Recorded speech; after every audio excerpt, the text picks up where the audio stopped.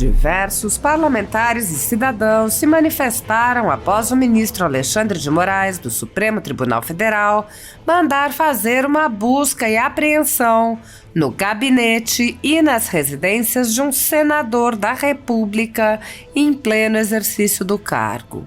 O senador Marcos Duval, alvo da operação, tem denunciado arbitrariedades do ministro e apresentado documentos que mostram que autoridades do governo Lula e do STF e do TSE tinham sido informadas com antecedência de que haveria atos de depredação e vandalismo no dia 8 de janeiro. O senador vem cobrando explicações de por que não houve preparo para defender os prédios dos três poderes. O deputado federal André Fernandes disse: não foi só a busca e apreensão. As redes sociais do senador Marcos Duval também foram derrubadas por decisão judicial. O mesmo não tem sequer o direito de vir a público e explicar o que está acontecendo. O deputado Nicolas Ferreira questionou: multa de 22 milhões no PL, audiência do Bolsonaro para o dia 22 e busca e apreensão no dia do aniversário do Marcos Duval. Justiça ou vingança? A escritora Cláudia Wilde apontou: Alexandre de Moraes determinou busca e apreensão contra um senador, bem como censurou, o eufemismo mandou bloquear suas redes sociais. Ele precisará abusar da autoridade contra o Congresso Nacional inteiro para o mundo saber que o país vive uma ditadura? Creio que não, ela está escancarada. A arbitrariedade judicial não tem limite no Brasil. O que aconteceu com o monarca não foi um simples bloqueio de contas nas redes sociais, mas censura prévia. Ela é inconstitucional e, pasmem, imposta por um juiz de uma corte constitucional. A ditadura no Brasil segue galopando. O senador Rogério Marinho lamentou: deplorável que estejamos vivendo um momento como esse, que um senador tenha uma busca e apreensão em seu local de trabalho. O advogado Oliveira W. disse: Alexandre de Moraes dobrou a aposta, bloqueando as redes sociais de um senador da República, da Casa Alta.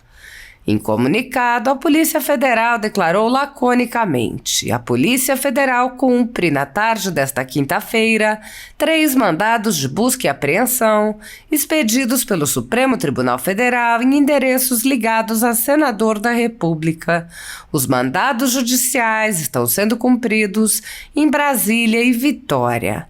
As informações disponíveis estão restritas à presente nota. Igor Araújo, lutador de jiu-jitsu e MMA, apontou: para quem achou que a ditadura e todas as viriam com Bolsonaro, o cara passou e não tivemos nada disso. O governo atual, STF, Câmara e Senado estão impondo no Brasil uma ditadura disfarçada de democracia. O investidor Leandro Russell, membro do Conselho da Brasil Paralelo, disse: segundo a Globo, a cúpula da PF pediu a prisão do senador Marcos Duval, que foi negada pelo ministro Moraes. O ministro acatou o pedido de busca e apreensão nos endereços do senador. Quem controla a PF? Quem o senador tem criticado fortemente? A jornalista Fernanda Salles se indignou. Brasília é um teatro. Só é permitida a existência de uma oposição parlamentar ao regime para dar uma roupagem de democracia à ditadura e manter o povo calmo, acreditando que existe solução contra o sistema dentro do próprio sistema. A jornalista Rosa Cunha perguntou: gente, e não é que viramos uma ditadura igual ou pior que a Coreia do Norte? O jornalista Cláudio Dantas, da Jovem Pan, publicou: Duval é investigado por vazamento de documento sigiloso, associação criminosa, atentado à soberania do país e tentar depor por meio de violência ou grave ameaça o governo legitimamente constituído. O palestrante e ativista Rodrigo Lima comentou: Vivemos um momento delicado onde o desespero da esquerdopatia usa o aparelhamento do governo para calar todos que se opõem a esse desgoverno. A PF vai visitar alguns agentes políticos da esquerda quando? Principalmente aqueles que fizeram festa na CPMI quando conseguiram, por enquanto, barrar a ida do G. Dias e do Dino. Isso já não é um motivo? Ah, não, é o Brasil. Então vamos jogar o jogo que só acaba quando termina. A hora vai chegar, não adianta o desespero e o terror. Só uma pergunta ao Congresso. Ou o Marcos Duval é realmente culpado, ou o Congresso realmente não serve de nada e não tem mais poder de nada. Senhores deputados e senadores, alguém me responde? Meu Deus, um poder não pode intervir no outro. Olha onde chegamos. O Senado não poderia deixar que fizessem isso com o Duval, só se ele tivesse culpa. Agora, se ele provar que não é culpado, ele passa na cara que o Congresso no Brasil acabou. Senadores, ele é culpado ou não? Porque o STF não pode entrar, nem investigar, nem intervir contra nenhum senador. Covardia? Telhado de vidro? O cidadão Vinícius Carrion perguntou: Oi? O senador Marcos Duval não é aquele que diz ter provas comprometedoras do 8 de janeiro contra este ministro do STF e outros do Poder Executivo? É ele mesmo, não é? Se sim, será que tem relação com essa busca e apreensão na casa dele? Derrubaram o perfil do senador Marcos Duval. Deve ter respaldo constitucional, né? O perfil Saul Cristos comentou: Polícia Federal do Lula, comandada pelo Dino, pediu a busca e apreensão contra o adversário Marcos Duval e o Alexandre concedeu na hora. Quem acha que isso aqui já não é uma ditadura, só pode ser retardado ou mau caráter. Segundo a Constituição Federal, o controle dos atos de ministros do Supremo Tribunal Federal é realizado pelo Senado, que pode promover o impeachment dos ministros em caso de crime de responsabilidade. No entanto, os presidentes da Casa vêm barrando a tramitação dos pedidos sem consulta ao colegiado. Sem controle externo, alguns ministros do Supremo agem ao arrepio da Constituição.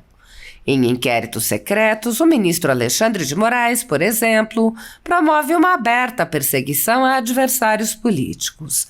Em um desses inquéritos, a Folha Política teve sua sede invadida e todos os seus equipamentos apreendidos. O inquérito foi arquivado por falta de indícios de crimes, mas os dados sigilosos foram compartilhados com outros inquéritos abertos de ofício e com a CPI da pandemia, que compartilhava dados sigilosos com a velha imprensa. Sem justificativa jurídica, o ministro Luiz Felipe Salomão, ex-corregedor do TSE, confiscou toda a renda da Folha Política e de outros sites e canais conservadores para impedir suas atividades.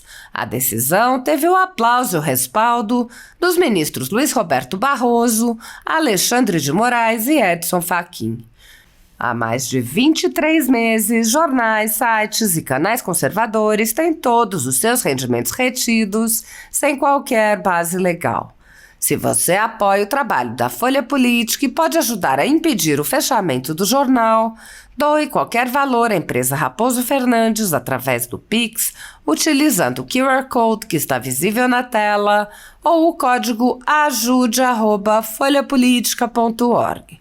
Caso não utilize Pix, há a opção de transferência bancária para a conta da empresa Raposo Fernandes, disponível na descrição deste vídeo e no comentário fixado no topo. Há 10 anos, a Folha Política vem mostrando os fatos da política brasileira e dando voz a pessoas que o cartel midiático quer calar. Pix ajude@folhapolitica.org.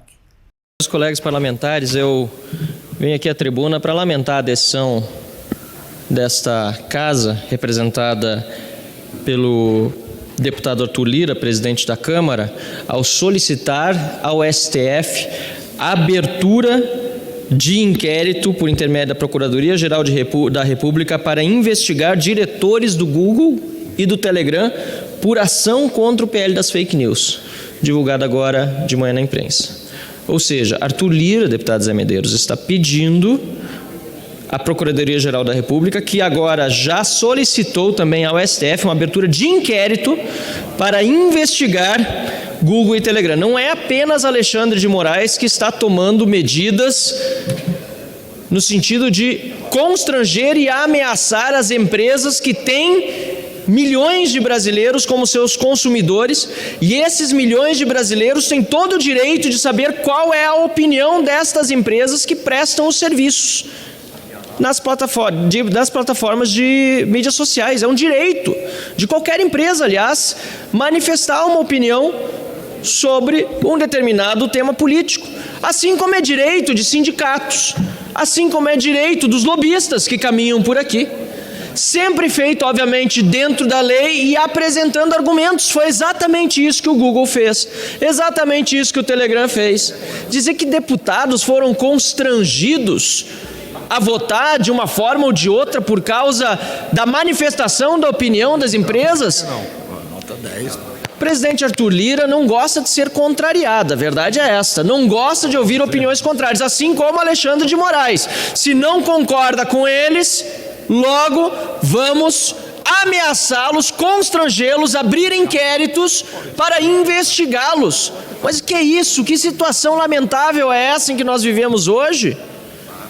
Eu quero aqui repudiar esta atitude de, inclusive, utilizar os órgãos desta casa para uma finalidade política de interesse do presidente da casa, Arthur Lira, e de parlamentares, principalmente da esquerda e do governo, mas que não é do interesse da sociedade brasileira, nem de uma parte relevante desta casa, aliás, a maioria desta casa, uma vez que a maioria da casa já decidiu ser contra esse PL das fake news, que na verdade é o PL da censura. Caso contrário, ele teria sido votado e não retirado de pauta.